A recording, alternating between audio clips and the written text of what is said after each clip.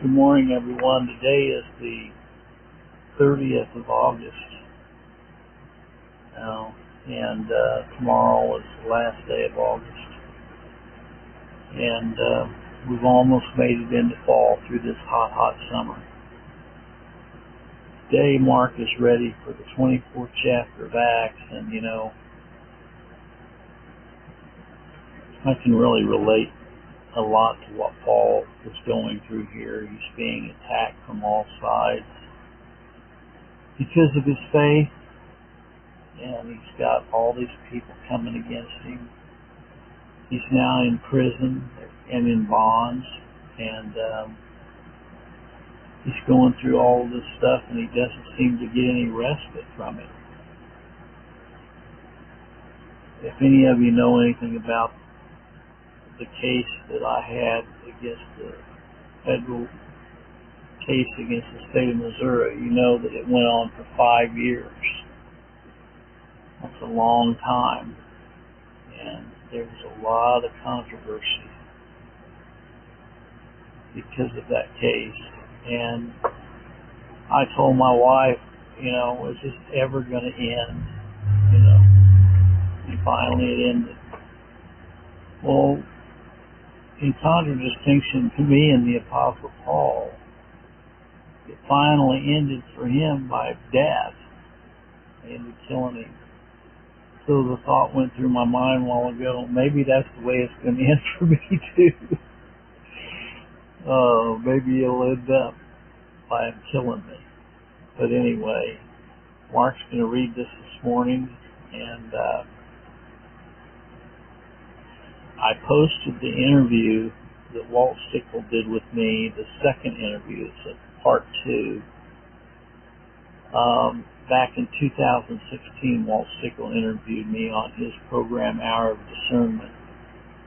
And I listened to it again, and I'd forgotten a lot of the details of stuff that I went through. All that case is going on.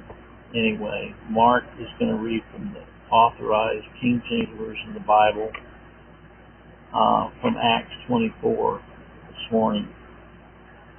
And I'm going to turn the mic up for Mark. He has a soft voice, and I don't have a real soft voice, and so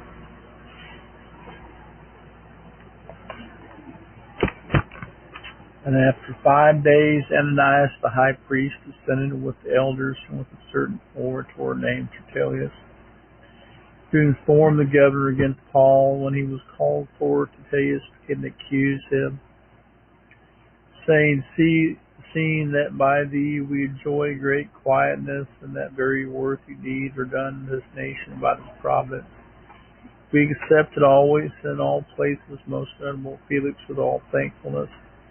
Notwithstanding that I be not further tedious unto thee, I pray thee that thou wouldest hear of thy clemency a few words. We have found this man a pestilent fellow and a mover of sedition among all the Jews throughout the world, and a ringleader of the sects of the Nazarenes, who also hath gone about profaning the temple, whom we took and would have lodged according to our law. The chief captain Lysias came upon us, and with great violence took him away out of our hands, commanding his accusers to come unto thee, by examining of whom thyself mayest take knowledge of all these things where we accuse him. The Jews also sinned, saying these things were so.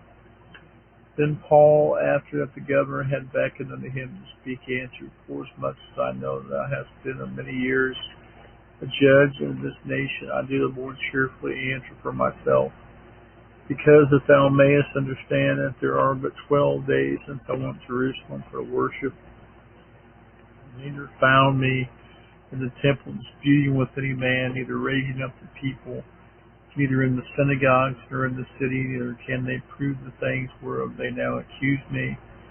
This I confess unto thee, that after the way which they call heresy, so worship I the God of my fathers, believing all things which are written in the law and in the prophets, and have hope toward God, which they themselves also allow, that there shall be a resurrection of the dead, both the just and unjust, and herein do I exercise myself to have always a conscience void of offense toward God and toward men. After many years I came to bring alms to my nation, and offerings were upon certain Jews from Asia who found me purified in the temple, neither with multitude nor with tumult, who ought to have been here before thee, an object that they had aught against me. Or else let these same here say, if they have found an evil doing in me while I stood before the council, except it be for this one voice that cried, stand among them, touching the resurrection of the dead. I am called and questioned by you this day.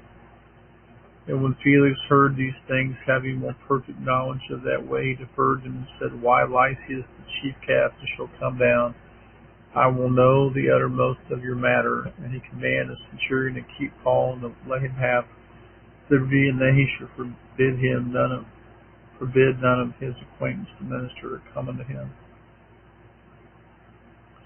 And after certain days, when Felix came with his wife Drusilla with the Jewess, he sent for Paul, and heard him concerning the faith in Christ, and the reason of the righteousness, temperance, and judgment to come. Felix trembled and answered, go thy way from this time when I have continued. See that I will call for thee. He hoped also that money should have been given him and Paul, that he might loose him. Wherefore he sent for him to offer and commune with him. And after 2 years, Porcius Festus came to Felix's room, and Felix, willing to show the Jews a pleasure, left Paul bound.